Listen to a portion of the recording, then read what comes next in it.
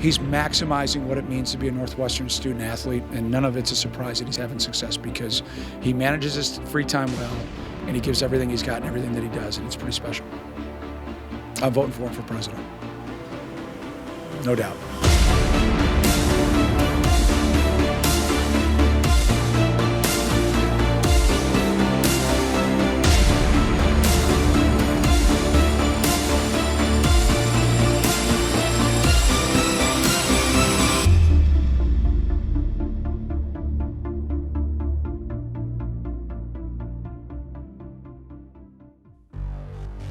It's late October at Northwestern, and for Chicago's Big Ten team, it's a chance to turn homecoming week into a third straight Big Ten victory. You guys gotta get up earlier. We're waiting for you. I'm trying to tell them, Coach. Somebody said it earlier, I don't know who it was. Game 7 mentality. Our backs are against the wall. We've done that, man. We've come out swinging. Let's go start this fight. You ready? Sharpen these things up. Let's get the juice going. Let's get the focus up. Let's get the juice going up. Let's go. The Wildcats come into this game with the leading rusher in the Big Ten, the leading receiver in the Big Ten, 54 points against the defending Big Ten champs. Carr with his 44th reception of the year and a first down for the Wildcats. They'll give to Jackson to the 40-45 in open field inside the 35. That's a gain of 27 yards. Nagel and Green to the right, 3 receivers left. Snap to Thorson, throwing to the end zone. Touchdown, Solomon Bolt. Took it behind the defense. He was all by himself in the left side of the end zone. Thorson led him perfectly. Third down, snap to Lego, swings it out, Redding to catch at the 30. Get at the 36, and then thrown down by Godwin Igwebuike, the Wildcats' leading tackler. No gain on the play. Thorson Carr go to the air on first down. Downfield, open at the 15 of the 10, and stumbling to the end zone. Touchdown, Austin Carr. He staggered the last couple of yards into the end zone, 34 yards. That's his 9th touchdown catch of the season. See it caught, lock it away. See it caught, lock it away now. Armed with an early 2-score lead, the Wildcat defense would keep Indiana silent throughout the first half.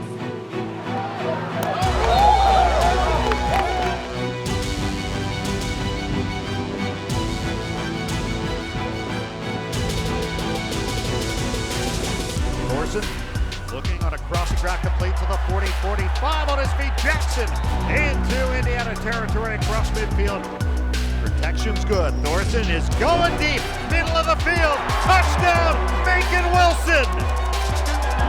On a deep post route, Wilson with the first touchdown of his career, the 3rd touchdown pass today for Clayton Thorson. And the Wildcats extend the lead to 20-3. Take by Lego. Lego is going deep. He's got Timian out there, and it is picked off by Hartage. He took it away from Timian as they both fell to the ground. Second down, Thorson, plenty of time. On by Carr, 40, 45, 50. Far side, 45, 40, and in Indiana territory. Foot on the pedal right now. New game, let's go, ready. Dunk on it! Dunk on it! Dunk on it! Dunk on it! Dunk on it! Back the body! Let's go, boys. Let's go.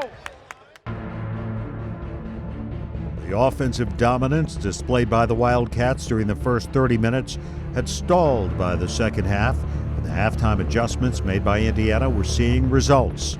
Well, you can assure that that team got a mouthful from Kevin Wilson at halftime. After trading possessions multiple times, the Hoosiers would find the end zone late in the third quarter. It would be their last of the day.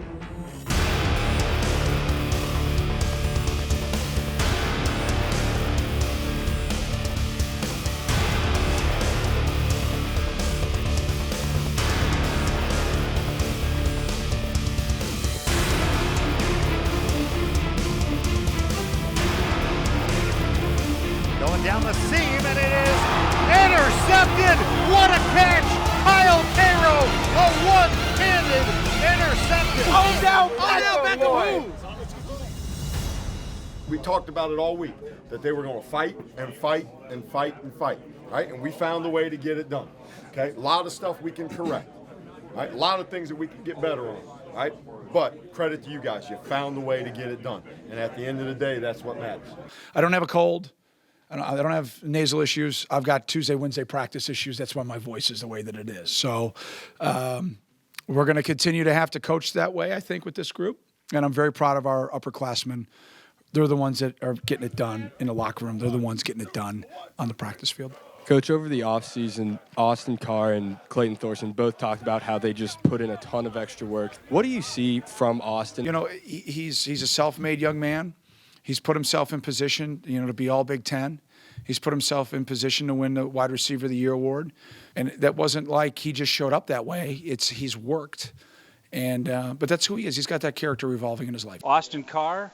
But we're full here today. We got a whole bunch of guys. Austin Carr, nice win, 3 in a row. Thank you so much. Yeah, 3 in a row. That was the goal, just taking it 1 week at a time. I mean, it's been a lot of work in the off season, but I think today was a victory where we're still not satisfied. Hey, by the way, we got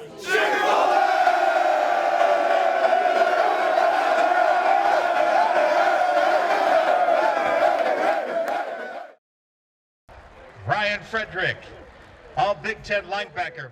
Among the alums returning for homecoming weekend were the members of the 1996 Citrus Bowl team, who celebrated the 20-year anniversary of their Big Ten championship. Northwestern, has, a tradition. People think of it more from an academic standpoint, but when you spoke football at that time, it was like, oh, okay, yeah, kind of you guys are the doormats of the Big Ten. And guys took that personally. And there was really a feeling of, we're gonna do something big here. We're gonna change, and we're gonna change it with this group. There was an electricity here in Evanston, that 2-year run that was unbelievable. Not only here, but also in Chicagoland. The students were unbelievable. Our alums were stoked. They were talking smack in their offices, and for the first time, Northwestern was the one that was being favored. So they were enjoying that, I think, Monday through Friday. A team that I thought, started at the bottom and really rose to being, you could argue 15-1 in the Big Ten over a 2-year period, one of the best, if not the best teams to play Northwestern history. Barry Gardner, who would be selected in the second round of the draft and would spend 8 years in the NFL, would first walk on to the Northwestern football team before climbing the 3rd all-time in Wildcat history for tackles. I was right there with everyone else. It was never a feeling of exclusion at all here. It was always a feeling of inclusion, of team, of family, and that was really important to me. And I think that helped, really mold my mindset to be able to go out and play to the best of my ability. Continuing the tradition of successful walk-on players is senior captain Austin Carr. I think first of all, people should know I wear number 80 because I looked up to Mike Jensen so much. He was a great competitor. He was also a walk-on. I saw him serve it up to some of these guys on the perimeter, and that was exciting. And that was like, man, when he graduates, I'm going to ask him if I can get number 80. And if he says yes, I'm going to wear that. And I wear it with pride. And Mike set this legacy that had been set even before him, that as a walk-on, you can compete here, you can play here, you can contribute. Not just that, but you can really enjoy it.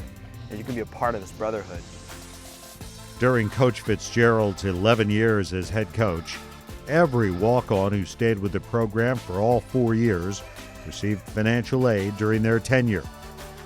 When you first walk on here, the coaches are very welcoming. The teammates, your teammates are your family right away. There's no second-class kind of identity. There's no second-class citizen kind of feeling at all. You have a locker, you're in the same locker room. You've got all the same gear, you're in all the meetings, and you're doing everything as though you are a full scholarship guy. And the brotherhood immediately is infectious, and that was something that really grabbed me at first. And as far as the talent pool now of walk-ons, guys like Heath Reinecke and J.B. Butler, who Right now, they're just a snap away from playing, and I'm excited for them. And sometimes your big break comes when, unfortunately, a teammate goes down. And for myself, that happened as well, and you just got to seize that moment. For J.B. Butler, that moment came as he started at offensive guard in consecutive weeks against Michigan State and Indiana. Sit up! Drive for 5! Drive for 5! Good job. Drive through. Sit up! Drive for 5! Drive for 5! Drive your feet, drive. Sit, John. Come on, JB. Set, hit! Yeah. Hips, hips, hips, hips, hips, hips. Hey, troop, let's go! 10 chance on 3. 1, 2, 3. Tommy Doles needs to get to class. It's midterms week at Northwestern, and with the conclusion of Tuesday's practice, Tommy has a half hour to make it to Political Science 345, National Security. So the transition from football practice to the classroom isn't as big or as significant as someone might think. I mean, football is a pretty cerebral game, especially at the offensive line. I mean, I was doing offensive line homework last night too, so the mind's kind of turned on already. It's just in a different way.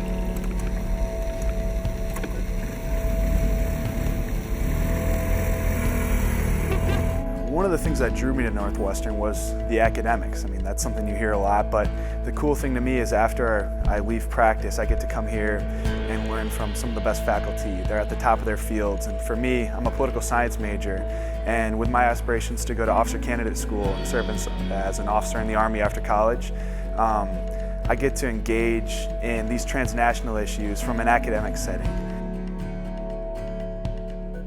If I'm going to be the best that I can be, it's got to be in all sectors of my life. I can't just go hard in practice and then come to the classroom, slack off, fall asleep during class. That just doesn't work out like that. I think I've got to be the same person no matter where I am. So I'm going to give my very best. I'm going to be locked in, whether it's in the film room, on the practice field, in the library, or in a lecture. So that's one of the things I love about being a student athlete at Northwestern, is because they're completely behind our efforts to be that kind of a student athlete with revolving character.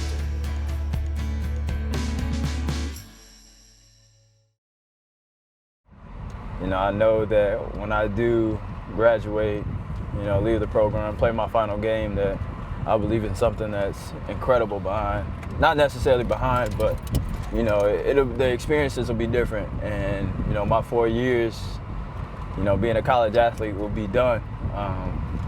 And it's kind of, you know, it's hard for me to talk about right now just because, you know, the brothers that I have on this team, the guys that I've met, the people that I've met, you know, it really just doesn't get any better.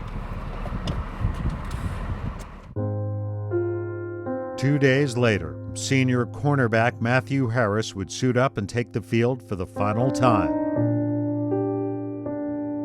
Harris is retiring from football due to repeated injuries. The 4-year starter and team captain for the Wildcats announced his decision to his teammates following the Cats' victory over Indiana. Going into that meeting, you know, I was a little afraid, you know, just really my last time, you know, given the opportunity to speak in front of the guys that I love. You know, we've grown relationships, but, you know, it was just time. You know, I've been kind of holding this in for a little bit. I didn't want it to become a distraction to the guys last week. And, you know, so, you know, when I told them, you know, just told them really just to embrace it, because at any minute, you know, just a month ago, I was thinking about entering the draft and, you know, that being the next step in my career. But now that's, you know, that's behind me. With his football career at an end, Harris now reflects on the role the game has played in shaping who he has become. It started off as, you know, a way for me to cope. You know, just everything I was going through in life turned into something that, you know, I was told I was good at, so I might as well pursue it. And then it turned into something I love, something I really, really love, and invested a lot of time in these meeting rooms, on the field, in the weight room, with the coaches, and just, you know, again, it's the core. Like it's really meant a lot to me. You know, the relationships I've built with my brothers in the locker room, to family coming out to see me play, to, you know, just hearing the chants, and, silence in stadiums. So it's just been an incredible journey.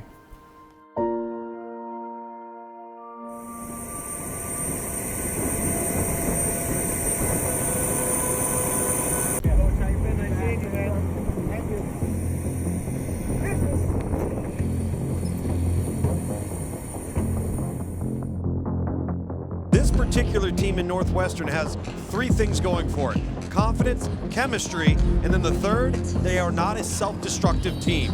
They play smart football, so that gives them a chance with every matchup that they have. Opportunities like this will forge a team. Either you'll rise to the occasion or you'll crumble down. You'll either rise to the occasion or you will crumble. You have to decide which one it's gonna be. Which team will this be? What defense will this be? Decide right now. So buckle your chin strap up. Tighten up your shoulder pads and get ready to raise hell. Down. Flex 103. 1, 2, 3. Flex 1.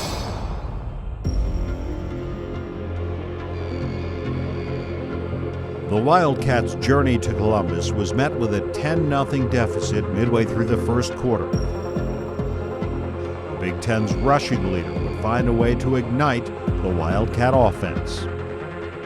To give Jackson running right. Looks to make the turn and does. 45-40, sideline 30, and run out of bounds. Thorson to the sideline again. Oh, what a catch by Carr. It is a pass play on 4th down, and it is caught by Dickerson for a first down. Inside the 1, Thorson, the quarterback keeper, with second effort, able to push the pile. Touchdown, Northwestern.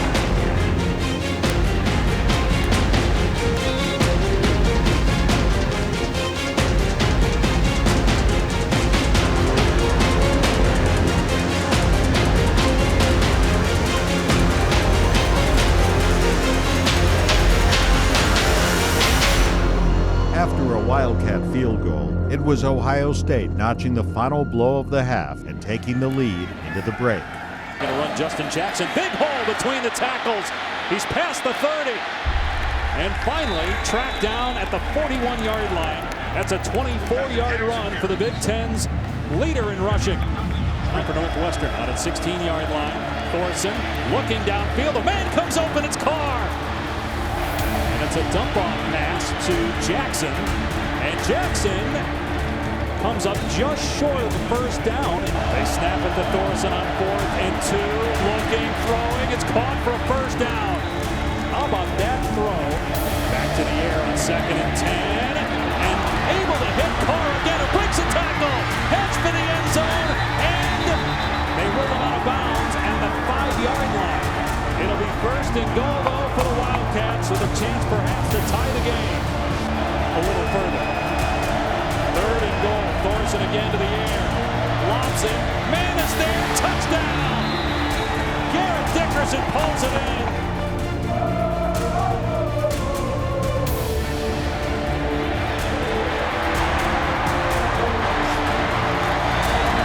It's Samuel into the end zone. Ohio State back on top.